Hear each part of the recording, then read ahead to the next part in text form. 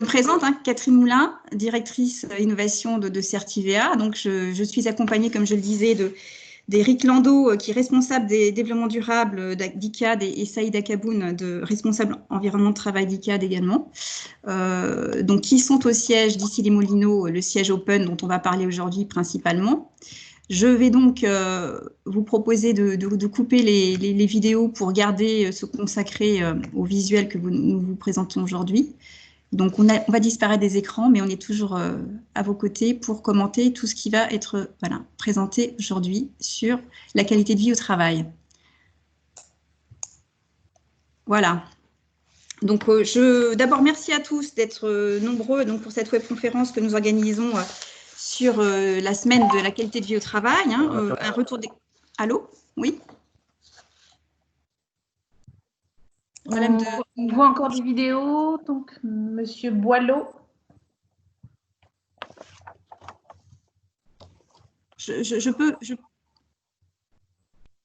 Donc, webinaire consacré au label Osmose avec un retour d'expérience d'ICAD, participation donc de 2 représentants d'ICAD qui vont nous raconter la mise en œuvre effective du label Osmose qui s'est faite juste avant le confinement, même un peu plus avant. Avant de commencer, donc quelques recommandations pratiques pour tout le monde. Pour l'instant, donc nous vous demandons de couper vos micros. Vous pourrez poser toutes les questions que vous voulez à la fin de la séquence qui va durer une trentaine de minutes. Donc, on aura 15 minutes pour les questions-réponses. Si vous avez des problèmes pratiques, n'hésitez pas à interpeller par messagerie instantanée Tojo qui est à nos côtés pour nous aider à ce que ça se passe au mieux techniquement. Merci à Tojo. Et puis, donc, nous allons commencer maintenant rapidement par une petite présentation de Certivea pour ceux qui ne le connaissent pas. Je passe donc à la première slide. Donc Certivea est une filiale du CSTB, le Centre scientifique et technique du bâtiment. Nous sommes des opérateurs de services sur la performance durable et la qualité de vie au niveau des bâtiments, des infrastructures et des territoires, mais aussi des occupants, car l'humain a toujours été au centre des préoccupations de Certivea. Vous nous connaissez certainement comme organisme de certification pour le tertiaire, ou ce qu'on appelle le non résidentiel, pour la délivrance de la certification HQE haute qualité environnementale, mais nous n'avons pas que ça dans notre portefeuille, comme vous pouvez le voir sur cette belle roue qui illustre toutes les thématiques du développement durable que nous accompagnons, soit via des certifications multithématiques comme HQE bâtiment durable dont je viens de parler, soit au travers de labels spécifiques monothématiques, donc comme Osmose, qui est dédié à la qualité de vie au travail, dont nous allons parler largement aujourd'hui, ou encore d'autres labels comme le label R2S, Ready to Services, qu'on a élaboré donc avec la Smart Building Alliance, qui est dédié aux bâtiments connectés et communicants.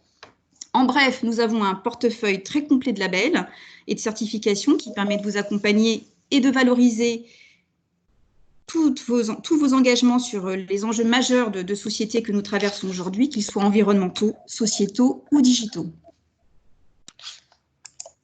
Je n'y passerai pas plus de temps, car l'idée, c'est bien évidemment donc de se focuser sur Osmose. Donc, avant de laisser la parole à mes amis du DICAD, je vais commencer par une petite remise en perspective du contexte général et de l'impact que la crise Covid-19 génère autour des cadres de travail et du bien-être des collaborateurs. Ensuite, je présenterai très rapidement le label Osmose pour que vous compreniez bien comment il a été mis en œuvre ensuite au niveau d'ICAD. Et bien évidemment, une séquence de questions-réponses qui vous sera réservée à la fin d'une quinzaine de minutes, comme je l'ai dit. Alors, rapidement, donc, une remise en perspective qui ne nous paraît pas inutile de faire vu la situation que nous connaissons et qui donne une lecture nouvelle à ce type d'outils que sont les démarches de labellisation comme Osmose. Donc, nous traversons une pandémie exceptionnelle et planétaire. C'est une véritable épreuve qui re-questionne nos lieux et modes de vie, mais nous avons aussi à repenser les lieux et modes de travail. Pour mieux prendre soin de notre santé et de notre bien-être, ça c'est une évidence, mais aussi pour repenser les bâtiments d'une façon à ce qu'ils s'adaptent à nos besoins très rapidement, qu'ils jouent bien leur fonction primaire de refuge dont on attend qu'il soit accueillant et protecteur. Et enfin, vu l'importance que va prendre le télétravail dans notre vie aujourd'hui, puisqu'on voit que tout évolue dans ce sens, l'importance aussi d'avoir un numérique qui soit efficace et responsable. Mais surtout, et c'est le plus important, et c'est pourquoi nous vous préconisons vivement de regarder avec beaucoup d'intérêt notre outil Osmose, cette crise plaide pour co-construire des réponses collectivement afin de renforcer l'adhésion, la confiance et le respect des règles. Et des démarches de labellisation comme Osmose participent de cette logique de gouvernance agile et inclusive.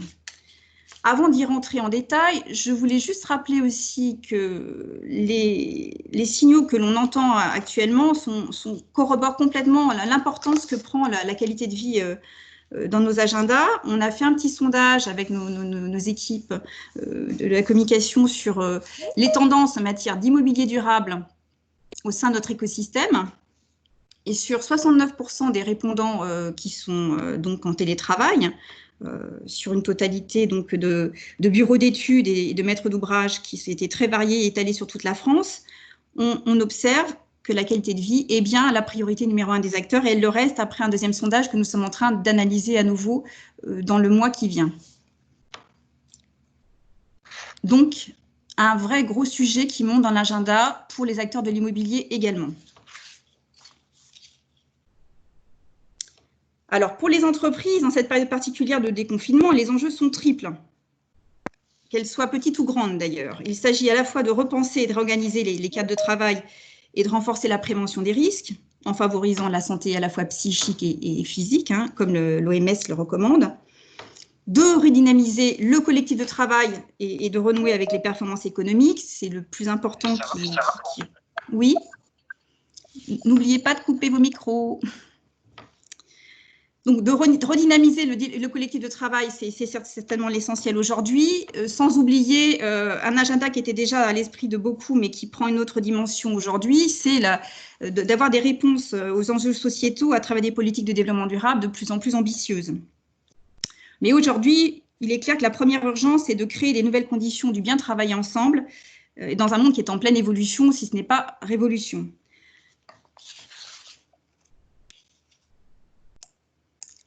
Donc, les changements de priorité et les perspectives post-Covid vont être évidentes. Ce que l'on observe et ce que l'on pressent déjà, c'est qu'il va être important de co-construire ces réponses tous ensemble pour créer une adhésion et une adhésion et une dynamique collective vis-à-vis des nouvelles règles qui vont s'établir ensemble. Le bâtiment, encore une fois, va devenir un point d'attention particulier sur lequel il va falloir travailler les points d'attention sur la qualité de l'air, par exemple la qualité de l'air intérieur ou la flexibilité des espaces de travail. Il y aura aussi, bien évidemment, vu le fait que nous avons été assez malmenés au niveau bien-être psychique et ces derniers mois, il sera indiscutablement important de renforcer la mesure du ressenti des collaborateurs et la prise en compte des risques psychosociaux. Bien évidemment, les politiques de télétravail vont s'amplifier. On voit d'ailleurs les les enquêtes qui prouvent que le sujet est parti pour prendre une ampleur considérable.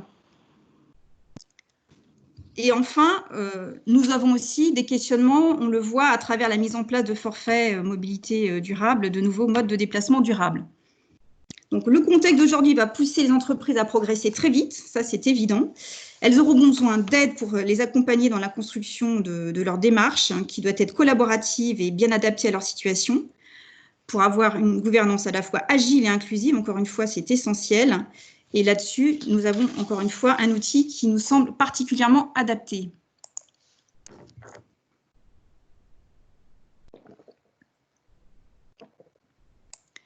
Je me permets de boire un petit verre d'eau.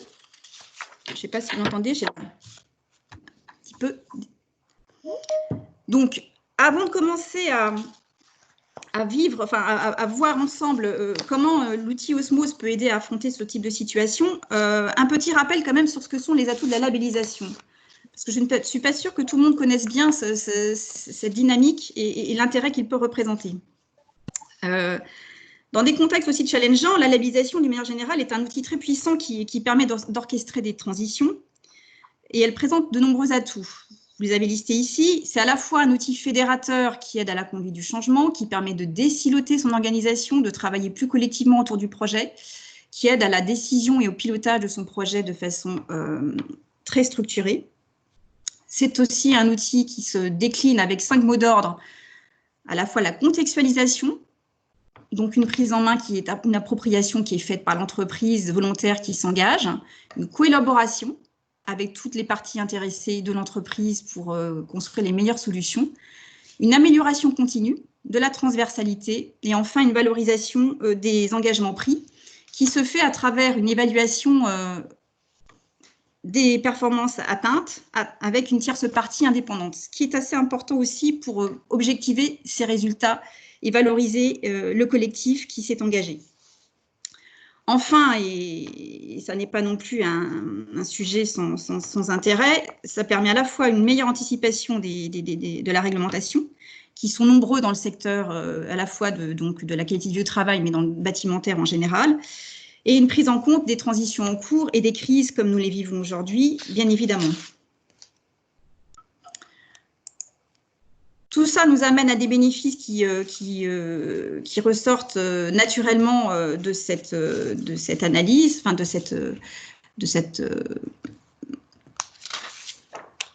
ces atouts plutôt.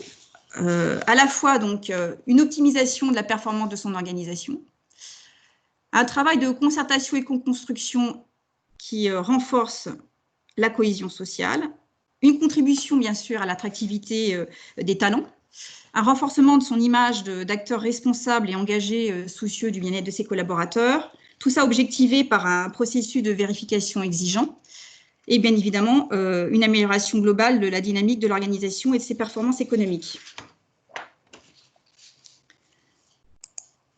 Donc en résumé, surtout en ce moment où nous sommes dans une situation inédite où nous devons être à la fois agiles, nous devons assurer le lien pour maintenir le collectif de travail, maintenir l'engagement et la motivation dans la durée. Osmose offre justement à la fois un guide pour la reprise et un challenge commun et collectif à relever tous ensemble. Donc, nous avons des urgences qui sont traitées, comme les plans d'action de sécurité et santé dans les entreprises. Dans un moyen court terme, il y a aussi d'autres choses à adresser et c'est le moment justement d'utiliser Osmose pour travailler l'ensemble des volets qui concernent la qualité de vie au travail. Car Osmose s'adresse à un champ extrêmement conséquent d'actions à mener au sein de son entreprise. Donc, ils sont ici listés de façon synthétique et on va les voir de façon très concrète et illustrée, ce qui vous permettra de palper de plus près ce que ça signifie. Mais nous avons donc, avec Osmose, 3 leviers d'action qui sont à la fois le levier bâti, donc avec la qualité intrinsèque et l'exploitation des bâtiments et des équipements techniques, ce qui contribue positivement à la qualité de vie des utilisateurs et répond aux besoins fonctionnels des organisations. Nous avons aussi donc le levier aménagement. Ça concerne aussi bien les espaces intérieurs qu'extérieurs, avec un espace de travail adapté aux besoins des collaborateurs et encore une fois au mode de travail des organisations. Et enfin, avec l'animation, on entend l'animation des lieux, des règles de vie, des outils supports, ce qui est particulièrement important en cette période. Donc, chacun de ces leviers est évalué sur 6 enjeux que vous voyez ci-dessous, dont 5 sont thématiques. On va les regarder un peu plus en détail. Et un enjeu transverse, donc, qui est assez important, vous l'avez compris, c'est l'enjeu transversal clé, parce que la manière dont est élaboré le plan de reprise compte tout autant que, si ce n'est plus, que ce qui est effectivement mis en place. Et cela vise en particulier l'implication de toutes les parties intéressées, que ce soit la direction de l'immobilier, la direction RH, la direction des environnements de travail, les instances représentatives du personnel, les collaborateurs, bien sûr, les usagers finaux ne sont pas à oublier. Et tout ça dans une logique de coélaboration, de suivi et d'amélioration continue qui doit ne pas exclure l'accompagnement du management non plus. Donc, si on rentre un peu plus dans le détail des 5 thématiques évoquées au-delà de la démarche collaborative, on voit en contexte Covid des points d'attention particuliers qui peuvent être donnés, mais encore une fois, à la main de l'entreprise qui doit contextualiser sa réponse. Rien n'est imposé dans une solution plaquée avec Osmose, c'est tout justement l'intérêt de la co-construction des réponses les plus idoines à ces enjeux. Donc, le premier enjeu, la santé environnementale, prend une dimension d'urgence, bien sûr, en cette période, avec notamment la qualité de l'air intérieur. Deuxième enjeu, l'hygiène de vie adresse tous les sujets de santé physique et psychique, mais n'oublie pas non plus le volet de la propreté et de la salubrité. Le troisième enjeu, équilibre vie privée, vie professionnelle, prend une dimension aussi très particulière et particulièrement importante avec à la fois les sujets de mobilité, de transport, de télétravail, de rythme de travail et de déconnexion. Surtout si l'on tient compte du fait que 74% des télétravailleurs souhaiteraient donc se prolonge cette façon de faire selon l'étude Malakoff-Humanis qui a été faite récemment. Donc un vrai gros sujet qui s'hypertrophie. L'enjeu communication et lien social est tout aussi adressé avec le label Osmose, avec notamment ces sujets de cohésion et d'équipe qui sont essentiels pour recréer donc une dynamique performante et économiquement viable, sans oublier bien sûr le soutien psychologique qui va rester important aussi pour accompagner tous les collaborateurs bousculés par la situation actuelle. Donc dans l'enjeu fonctionnalité, il est plutôt question des équipements permettant aux collaborateurs d'effectuer leurs activités dans les meilleures conditions possibles. Cela comprend à la fois la qualité d'accès au lieu de travail, l'ergonomie des espaces, la qualité digitale, très importante, on l'a vu avec le télétravail, la sécurité. Donc en synthèse, pour construire un plan de reprise dans cette période Covid-19, c'est le moment clé et intéressant pour se reposer les bonnes questions sur tous les champs de la qualité de vie au travail et impulser et accompagner les transformations nécessaires pour améliorer son cadre de travail, ses cadres de travail. Donc, je vous propose donc maintenant de le voir plus concrètement avec donc un acteur important, ICAD, qui a fait un gros travail de déploiement de ce label sur son site Open à Issy-les-Moulineaux. Et je vais donc passer la parole à Saïd et Eric, qui prennent la main. Et je coupe mon micro. Bonjour à tous, merci Catherine pour cette introduction et merci de nous donner aussi l'occasion de partager en tout cas notre expérience sur notre siège social et la labellisation Osmose. Et nous allons déployer de manière très concrète, je pense que ce qui intéresse un peu les participants, savoir comment on a pu effectivement vivre cette période de confinement, post-déconfinement, avec l'aménagement qui a été fait sur notre siège social. Donc, assez rapidement, un peu pour revenir à la genèse du projet OpenID, à l'occasion d'un déménagement de notre siège social qui se trouvait à Paris 19e vers Issy-les-Moulineaux, de réfléchir sur un bâtiment qui puisse s'adapter au nouveau mode de travail, d'être agile, de s'adapter à un environnement qui est mouvant et tel qu'on le voit aujourd'hui, effectivement, et imprévisible. Et c'était l'occasion effectivement aussi pour ICAD qui a pour métier de concevoir et de construire des espaces de travail, des environnements de travail d'excellence pour nos clients. Et on devait bien évidemment faire la même chose pour nos collaborateurs, qui est mon sujet en tant que responsable environnement de travail. Donc OpenID, c'est un projet d'entreprise collaboratif, c'est-à-dire qu'on a impliqué en amont du projet l'ensemble des collaborateurs, top management, collaborateurs, managers, partenaires sociaux dans ce projet-là. Donc déjà, on était dans un projet agile et une accélération de la transformation d'ICAD à travers le Flex Office qui a été mis en place et qui est aussi une nouvelle façon de travailler, une révolution un peu managériale, parce qu'on ne travaille pas de la même façon effectivement en Flex et en bureau par le télétravail qu'on a dû généraliser dès 2017 et bien en avant, on a dû le renforcer en 2017. Et puis la mise en place de nouveaux services et de nouveaux technologies digitaux, on se rend compte dans la situation actuelle l'importance de ces outils digitaux pour continuer l'activité en tout cas normale, quelle que soit la situation. Donc c'est une démarche collaborative au service de la qualité de vie des collaborateurs avec des espaces collectifs, des nombreux services numériques, le travail à distance, l'équilibre vie privée, vie professionnelle qui est aussi un des enjeux du label. À travers la performance de l'entreprise, avec des animations, des règles de vie, des outils et des supports, et la politique RH pour plus de transversalité, de flexibilité, d'agilité et un management direct qui s'adapte de manière très, très précise à quelle que soit la situation. L'ambition d'ICAD, c'était effectivement de réaliser un siège social innovant, connecté, et dès 2017, ce que nous avons mis en place dès 2017 nous a permis de nous préparer en tout cas à cette situation actuelle, parce que les collaborateurs il y a eu toute une conduite de changement, hein, à travers ces outils, à travers le paperless, à travers, on a scanné effectivement l'ensemble des dossiers de travail dans des fichiers box qui permettent du jour au lendemain, pendant le confinement, où les collaborateurs en tout cas ont accès à leur contenu de travail de manière digitale, quel que soit l'endroit où ils se trouvent. Donc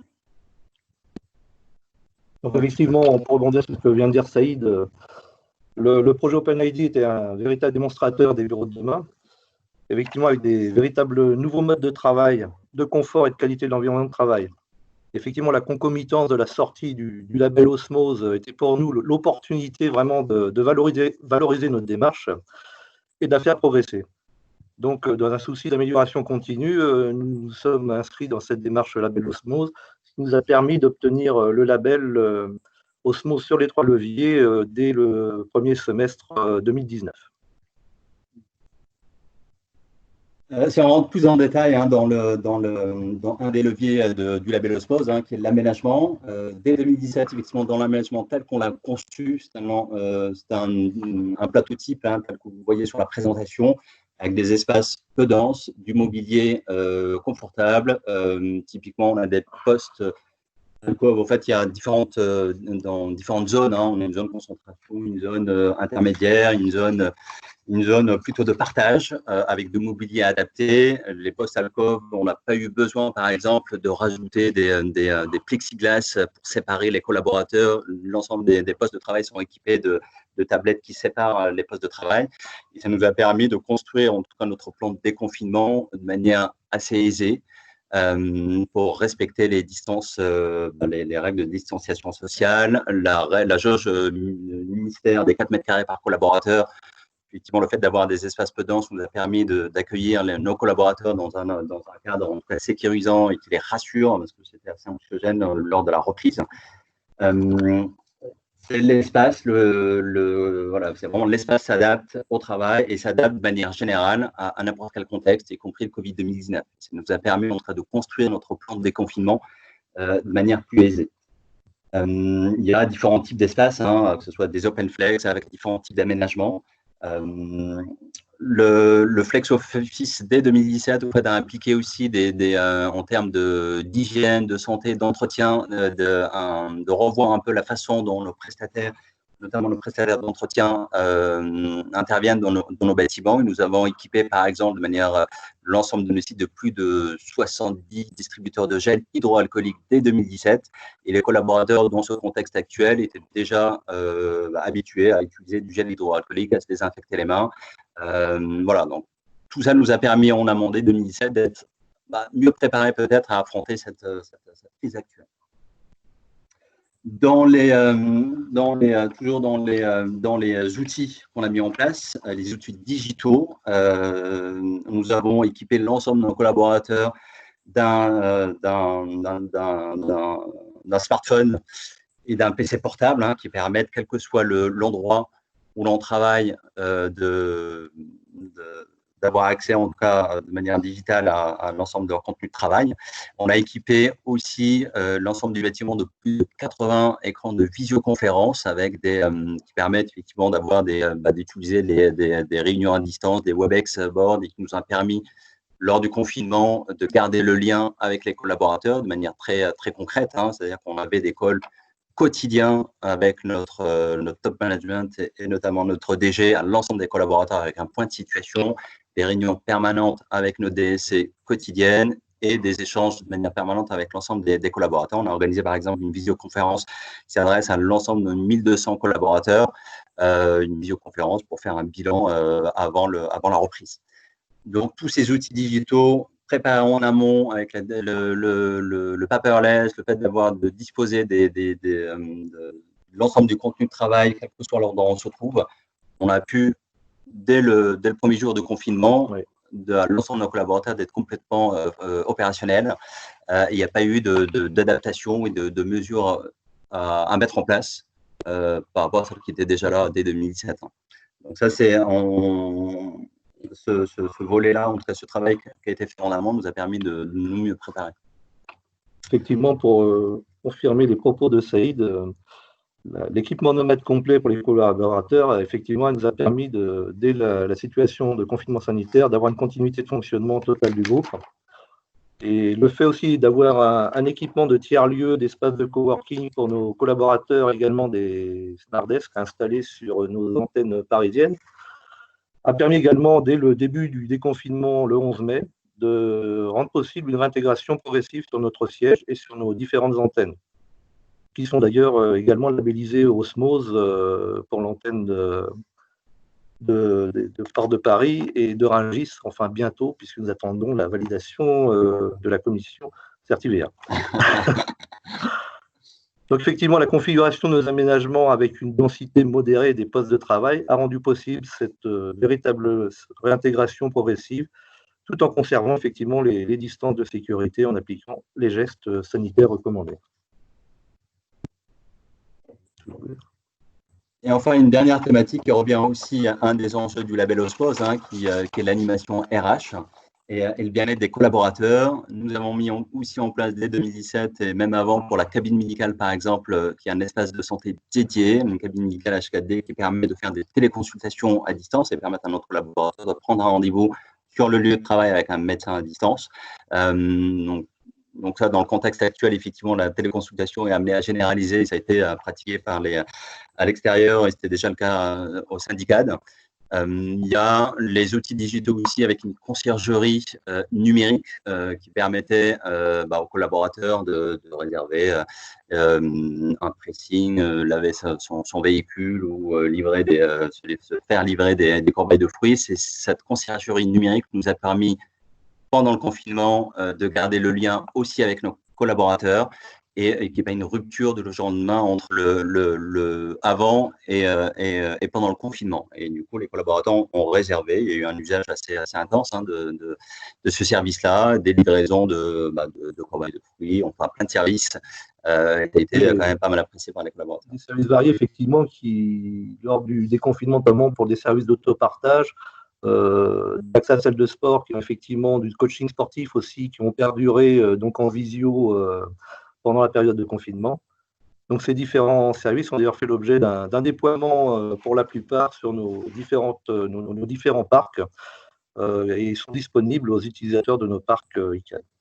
Exactement, et y compris les activités qui ne pouvaient pas avoir lieu en présentiel, bien évidemment, sur le site, tel que le club potager, on a un club sur site. Notre prestataire a été autorisé à venir quand même arroser les semis qui ont été faits juste avant le déconfinement. Et il y a eu un échange permanent entre les membres du club et le prestataire avec des photos prises sur les semis qui poussent. Donc c'est un détail, mais ça permet effectivement de garder quand même ce lien entre les collaborateurs, l'entreprise et l'environnement habituel dans un contexte peut être assez anxiogène et où certaines personnes peuvent s'isoler. Donc là, l'objectif, c'était de garder ce lien permanent entre collaborateurs, salariés, que ce soit d'ailleurs entre le top management et l'ensemble des collaborateurs à travers les flashs quotidiens qui ont eu lieu, à travers les managers et leurs collaborateurs, à travers les collaborateurs entre eux. Typiquement, pour mon équipe, on a créé effectivement, à travers les outils digitaux, les Webex Teams, on a créé un espace chat qui existait déjà et ça nous a permis de garder le lien quotidien avec toute l'équipe et on ne s'est jamais dit bon appétit sur place. Et du coup, c'était important de garder ce collectif, y compris pendant le confinement. Après, je laisse la main à Eric.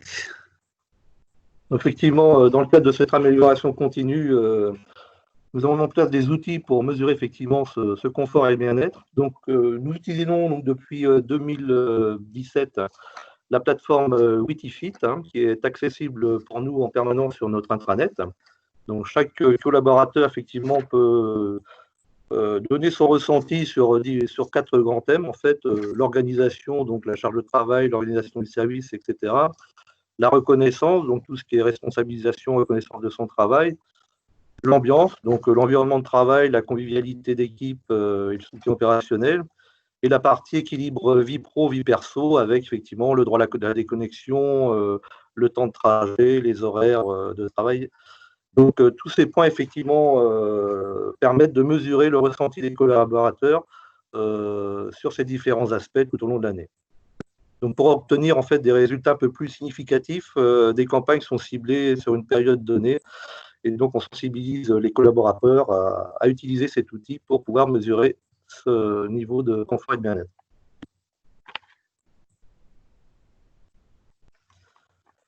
Donc, le label Osmose aussi, il y a le fait d'amélioration continue toujours, avec cette notion aussi d'expérimentation pour nous, où effectivement, depuis maintenant une petite année, on participe donc à une expérimentation sur la qualité de l'air intérieur, donc qui est un sujet de préoccupation majeur actuellement.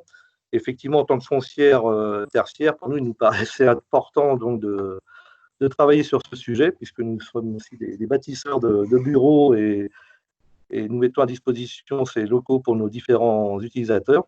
Donc, nous testons en fait depuis un an sur notre siège open des capteurs de mesure en direct de la qualité de l'air intérieur et associés à des sondages en ligne sur le ressenti du collaborateur. Donc, le but, c'est un peu de corroborer les mesures et le ressenti de l'occupant. Et le but final étant de tester aussi la fiabilité de ces capteurs de mesure et à terme d'optimiser la gestion de la qualité de l'air intérieur pour effectivement obtenir un meilleur confort pour les occupants et améliorer la qualité de nos actifs. Toujours dans l'amélioration continue, effectivement, l'aménagement qui a été réalisé sur le siège social, on le déploie aussi à l'ensemble de nos collaborateurs, que ce soit sur les sites en Ile-de-France, à 2 autres agences en Ile-de-France, et on le déploie également sur nos agences en région. L'objectif, c'est de garder quand même ce projet-là de manière transversale et que ça bénéficie à l'ensemble de nos collaborateurs, y compris dans les dom-toms. Et on s'est rendu compte effectivement dans cette crise sanitaire, le fait d'avoir équipé 100% de nos collaborateurs de nos sites à travers les mêmes outils, sans distinction, nous a permis aussi de communiquer à l'ensemble de nos collaborateurs, quel que soit l'endroit où ils se trouvent, y compris aux Antilles, à La Réunion, et de garder ce lien était important. On est engagé effectivement avec Label Osmose sur une démarche à 3 ans. Oui. Qui nous permettent aussi de continuer à améliorer une amélioration constante, que ce soit sur la communication RH notamment, les enquêtes de satisfaction qu'on peut mener, de savoir comment on améliore tout ce qui a été fait, qu'il y ait un retour d'expérience et puis et des améliorations.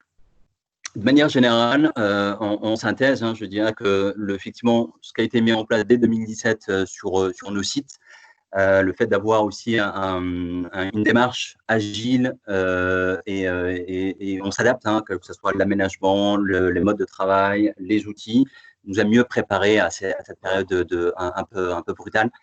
Donc, il est un peu brutal dans le contexte actuel et ça nous a permis du coup d'habituer les collaborateurs dans une démarche d'adaptabilité continue.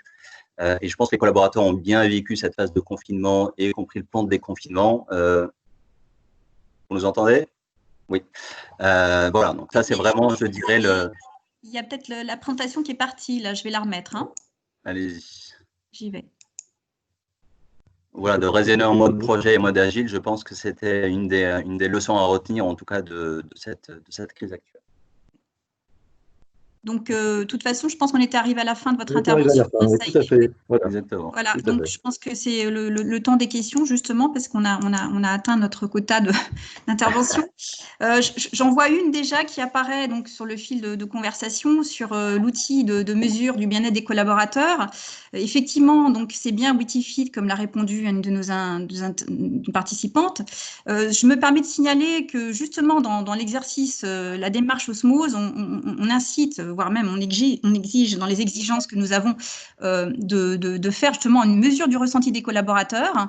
Donc, un des volets sur lequel ICAD a très bien répondu, ce qui nous a amené d'ailleurs aussi à faire un panorama des outils de mesure du ressenti des collaborateurs qui est disponible sur notre site. D'ailleurs, Laurence, notre responsable de communication, nous indique gentiment le lien pour y aller voir. Donc, il n'y a pas, enfin, je ne sais pas que je veuille, encore une fois, diminuer l'intérêt de l'outil Witifit, mais il n'y a pas que Witifit, il y a plein d'outils. C'est justement ça qui est intéressant, c'est qu'il y a plein d'outils qui fleurissent sur ce sujet-là, parce qu'on voit bien qu'il y a un vrai sujet qui monte sur la mesure du ressenti. Donc, n'hésitez pas à consulter ce panorama qui donne une vision globale de tout ce qui existe, avec parfois des intentions qui ne sont pas forcément toujours les mêmes. Donc, vous avez des philosophies différentes. Donc, n'hésitez pas à aller le télécharger. Voilà, c'était un petit clin d'œil à ces outils plus globalement. Mais encore une fois, Witifit répond bien au cahier des charges et nous avons travaillé ça avec ICAD, bien évidemment. D'autres questions?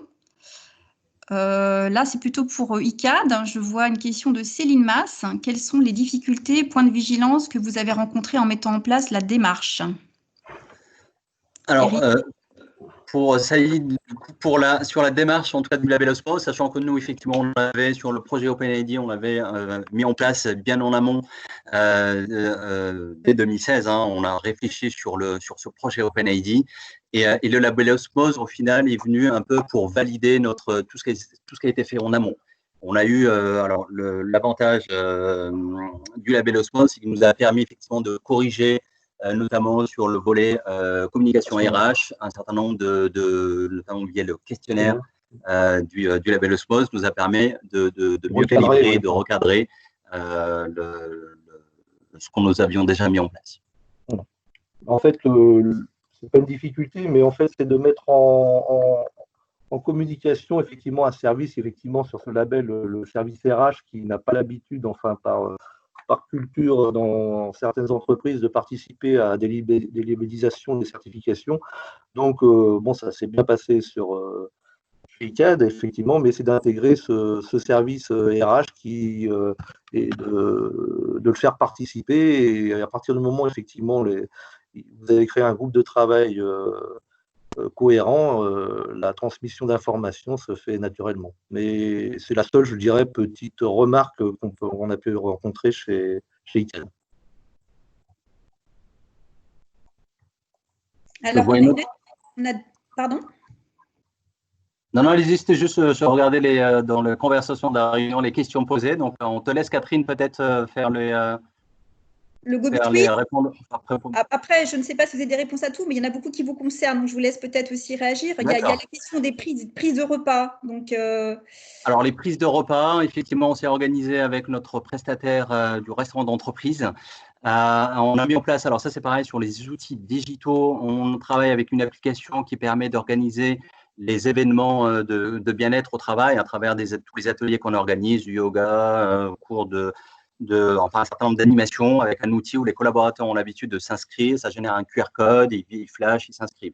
Et on a déployé du coup ce système d'organisation de réservation au restaurant d'entreprise qui nous a permis de fluidifier les flux de restauration. On avait calibré en fait les réservations au niveau du restaurant toutes les 10 minutes. Donc, les collaborateurs s'inscrivent sur un créneau, descendent dans le restaurant et on a phasé un peu comme ça on a élargi les plages horaires de restaurants et ça on a divisé le nombre de places par 2. Hein. On a fait un marquage, une table sur 2, marquage au sol, bien évidemment, pour respecter les distanciations sociales. Et la problématique, c'était de gérer les flux, éviter les files d'attente, éviter effectivement que ces gestes barrières ne soient pas respectés. Et grâce à cette appli, ça nous a permis de phaser toutes les 10 minutes la prise de repas et de fluidifier du coup la restauration, sachant qu'on a dans le plan de reprise, on est parti sur un tiers des collaborateurs le premier jour. Hein, donc on s'est organisé aussi avec notre prestataire pour pouvoir calibrer et en termes d'effectifs de staff du restaurant et en termes d'offres de restauration, d'adapter à cette reprise. Il y a une autre question, est-ce que le label est adapté, mis en place pour un property et propriétaire uniquement sur le bâti levier? Ça, je vais laisser Eric peut-être répondre en tant que foncière et propriétaire, mais je pense que… Vous parlez de la difficulté à mettre en…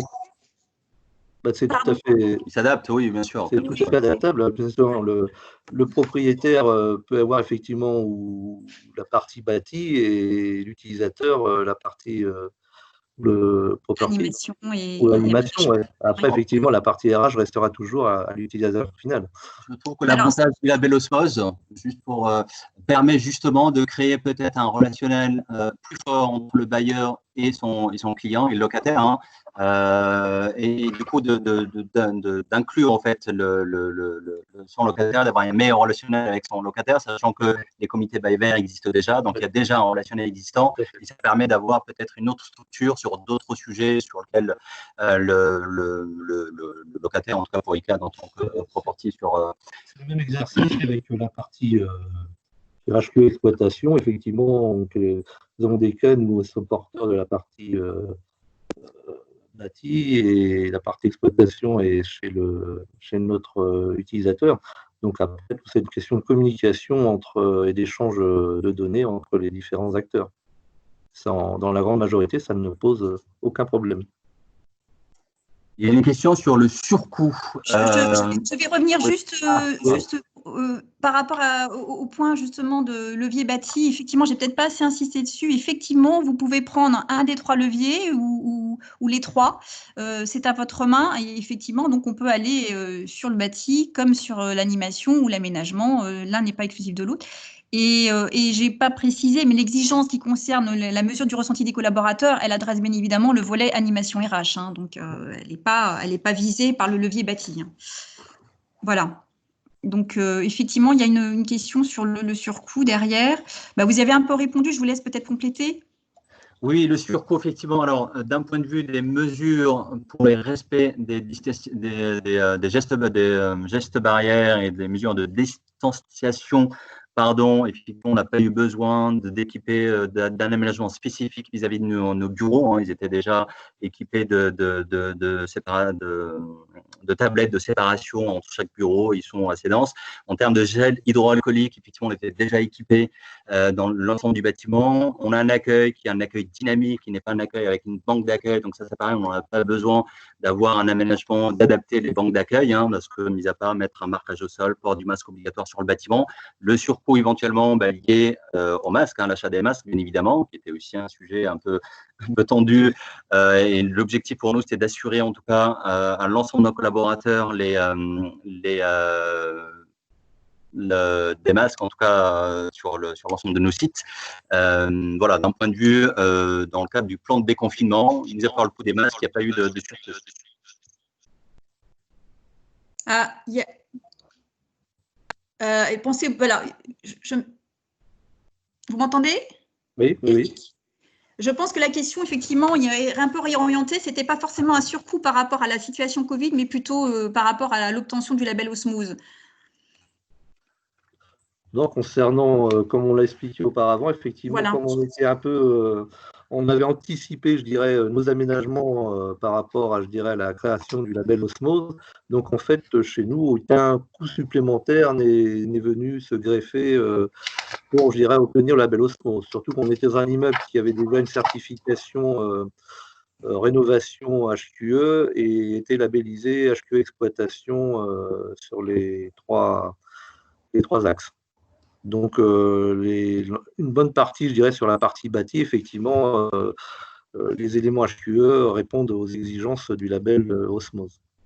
Comme vous le disiez, si j'ai bien noté, le gros travail n'a pas été forcément très cost-effectif, c'était le travail d'animation et d'échange avec donc les différentes directions qui étaient parties intéressées à l'exercice, notamment la communication et l'animation RH. Hein. C'était ça surtout qui a été particulièrement identifié dans l'exercice de la labellisation Osmose. Qui n'a pas donc de surcoût notable. Tout à fait. Parfait. Alors, il y a une autre question. Éric Durand, la partition des espaces était-il possible vis-à-vis des cassettes pour le chauffage, rafraîchissement? Alors là, ça… Dans la technique. Hein. Oui, là, j'avoue que je voulais… Si vous comprenez. Pas vraiment, donc je ne sais pas en fait la répartition des espaces, alors rafraîchissement, éclairage, donc je ne sais pas ce que… Non, c'est pas très… Oui. Est-ce qu'Éric peut éventuellement compléter, clarifier par messagerie? Ça serait… je peux dire. En fait, c'est parce que comme vous mettez des plexiglas, par exemple, entre les collaborateurs, est-ce que le fait d'avoir des cassettes qui sont dans tel ou tel espace, ça fait que, par exemple, un espace serait bien chauffé et l'autre pas, ou les luminaires entre deux collaborateurs, etc. Est-ce que en fait, la configuration des locaux permet d'adapter le confort des utilisateurs, alors que ce n'était pas prévu avant, lors de la confection des espaces, des open space. D'accord. Alors, on n'a pas, effectivement, comme je vous le précisais en amont, hein, on n'a pas mis de plexi sur nos bureaux. Nos espaces sont complètement décloisonnés, complètement ouverts. Ils sont assez espacés. Et là, l'éclairage sur détection automatique. Et en termes de confort clim, chauffage, on est effectivement sur un système de ventiler convecteur en allège. Du coup, on n'a pas eu besoin d'adapter, en tout cas, il n'y a pas de séparation physique entre les différents collaborateurs, quoi, au niveau de l'espace commun, quoi. Donc, c'est simplement, on respecte les distances de sécurité. Donc, en gros, il y a un poste sur deux qui est occupé dans l'immédiat, mais il n'y a aucune mesure complémentaire de séparation qui ont été mises entre les collaborateurs.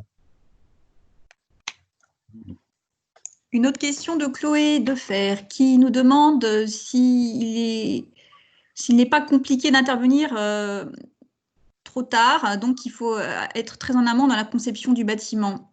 J'imagine que c'est pour le levier bâti. Chloé, vous posez la question. C'est sûr que le plus en amont on intervient dans l'appropriation, c'est un des messages que j'ai essayé de passer en amont. Le plus en amont on intervient pour justement injecter la démarche osmose dans la structuration de son projet, le mieux c'est. C'est une évidence. Pour autant, vous l'avez vu avec ICAD, les choses ont été déjà très bien pensées, ne serait-ce que parce qu'effectivement, il y avait aussi un gros travail déjà de labellisation et de certification autour de la qualité environnementale des bâtiments qui a fait que ça a été assez facilement atteint. Donc, il y a des passerelles aussi que je n'ai pas mentionnées, possibles d'ailleurs entre HQE, bâtiment durable, et osmose. Hein. D'ailleurs, nous comptons mettre en place, enfin dans le cadre des projets à venir, intégrer la partie bâti label Osmose sur nos prochains projets en construction. Donc, de manière à déjà préparer nos immeubles potentiels à une certification label Osmose après pour l'utilisateur. Après, l'avantage aussi du label Osmose, en tout cas sur les bâtiments existants, hein, ça nous permet aussi de voir quelles sont les possibilités techniques avec les contraintes de la structure du bâtiment, comment on peut améliorer. Typiquement, nous, on a un local vélo qui est assez restreint, qui est utilisé déjà par nos collaborateurs. Avec la situation actuelle, avec les mesures aussi prises par ICAD de subventionner l'achat d'un vélo électrique, ça nous a permis aussi de créer un deuxième local vélo, hein, et d'adapter aussi les bâtiments existants à des nouveaux besoins de mobilité, et d'adapter. Donc, il y a toujours des solutions, même si le bâtiment tel qu'il est conçu à l'origine n'a pas pris en compte un certain nombre de besoins en amont. C'est d'essayer quand même d'avoir cette amélioration continue, de savoir comment on peut améliorer les bâtiments existants. Voilà, se mettre autour de la table, essayer de trouver la solution la plus appropriée pour répondre à la demande. Et sur la question des équipements techniques, doivent-ils prévoir une modularité totale des espaces? C'est pareil, on revient sur les contraintes des bâtiments existants, hein, mais l'idée, effectivement, c'est d'avoir, nous, dans les espaces tels qu'ils sont conçus, c'est des espaces qui sont complètement décloisonnés. Et du coup, si ça avait été sur les salles de réunion, on a vu, il y a un paramétrage forcément qui se fait vis-à-vis avec la GTB pour pouvoir gérer des zones fermées. Et sur tout le reste, on reste en open space, et les équipements dans le tertiaire, de manière générale, s'adaptent quand même de manière assez aisée aux aménagements des bureaux. Moi, je reviendrai bien quelques instants sur la partie mobilité durable. Vous avez effectivement mentionné les vélos électriques et la mise en place d'un deuxième local vélo est à l'agenda. C'est ce que j'ai compris avec… Il est déjà en place. Il a été fait, on a profité du confinement pour pouvoir réaliser des travaux dans un local d'archives et qu'on a transformé en local vélo électrique.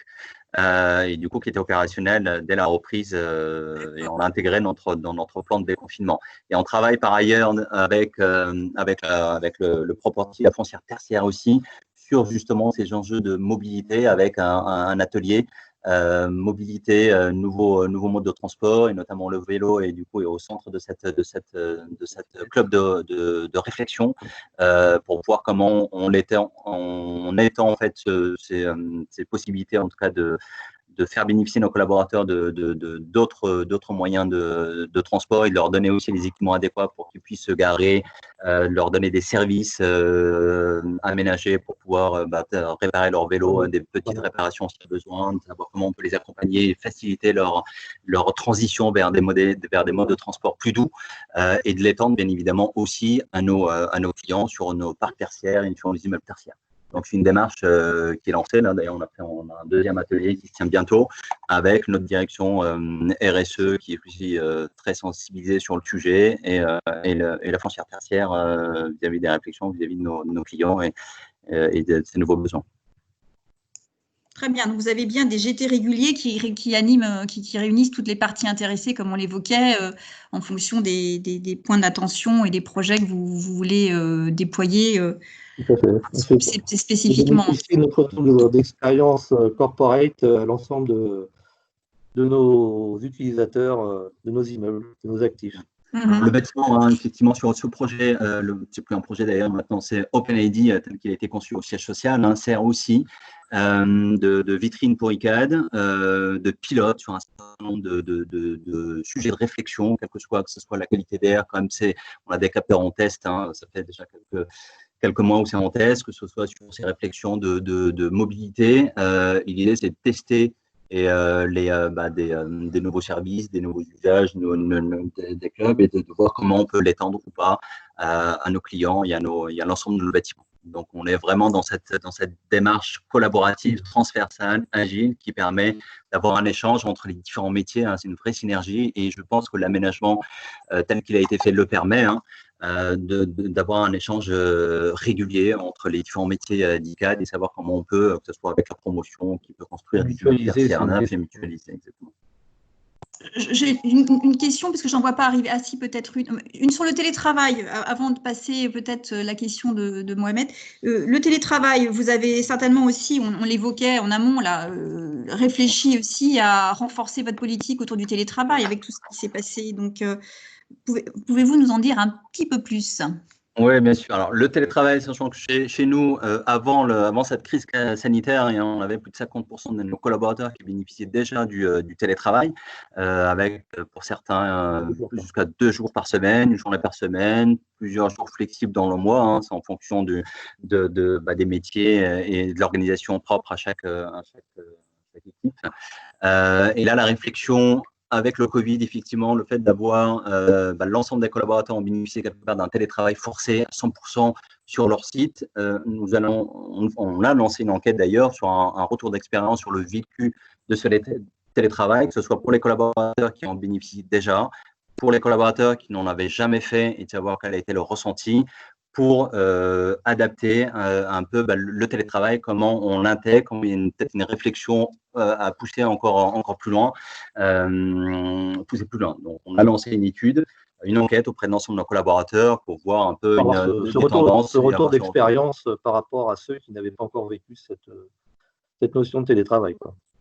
Sachant que pour le télétravail, on n'a pas eu besoin d'équiper les collaborateurs avec des boîtiers spécifiques, des écrans spécifiques. Leur équipement actuel leur permettait d'être opérationnel à 100% au niveau du télétravail.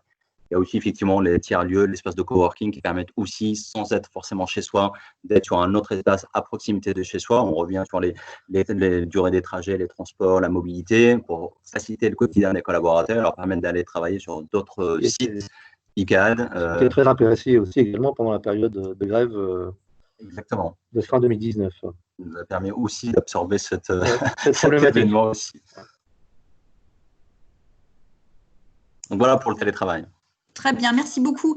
Alors, on a une question de Mohamed qui pose une question intéressante également sur la partie bâtiment connecté communicant avec le label R2S et les passerelles qu'il y a éventuellement entre le label Osmose et R2S. Est-ce qu'il faut que le bâtiment soit smart pour être Osmose ? Pas forcément, même si le digital, vous l'avez compris, est un volet important aussi qui est traité dans Osmose.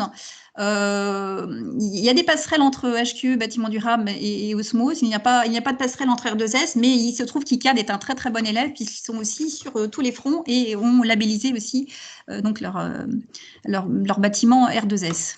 Peut-être que vous avez envie de compléter, Eric et Non, effectivement, notre bâtiment, effectivement, dans le cadre aussi de valoriser ce qui avait été fait sur cet actif, a bénéficié effectivement du label R2S. Bon, effectivement, il aurait pas été labellisé R2S, je pense que ça ne posait pas de problématique pour le label Osmose, mais bon, ça a permis aussi de conforter toutes les actions qui avaient été mises en place au sein de cet actif, quoi. Et on a été pilote sur le label R2S. Hein. Oui. Ouais. Alors, je suis rappelée à l'ordre par notre gardienne du temps. On a atteint la deadline de notre conf, donc notre webinaire. Merci encore pour toutes ces participations, ces questions, et surtout merci à ICAD pour son témoignage qui est, je pense, enrichissant, je l'espère en tout cas. Encore une fois, n'hésitez pas à revenir vers nous du côté de Certiva. Je vous donne les coordonnées où nous joindre, vous trouvez plus d'informations. Avec mon collègue Ludovic Lusinier, directeur des opérations, et du côté d'ICAD, je laisse Eric et Saïd, éventuellement prendre des questions qui pourraient arriver ultérieurement de leur côté pour le retour d'expérience. Sachant que nous avons fait un beau business case autour d'ICAD, qui est aussi consultable sur notre site web Osmose Certivea. Donc, n'hésitez pas à aller regarder tout cela. Il y a beaucoup de documentation en ligne. On a aussi communiqué autour de notre blog sur l'actualité, sur la période Covid que nous vivons. Donc, on a pas mal d'informations et d'éléments complémentaires à vous apporter si vous avez un petit peu de temps pour lire. Voilà, je dis merci à tout le monde encore une fois. Merci à ICAD. Merci à vous, merci à tous. Au revoir. Au revoir. Et à très bientôt. Portez-vous bien.